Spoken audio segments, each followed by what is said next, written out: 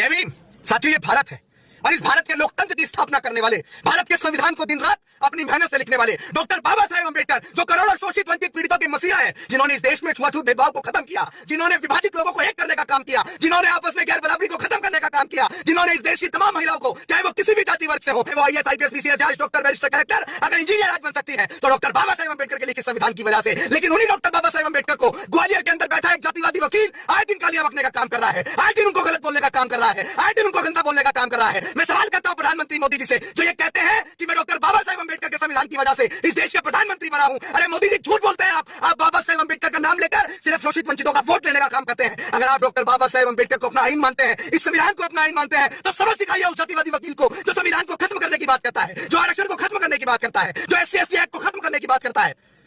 वो सामाजिक न्याय पर हमला कर रहा है।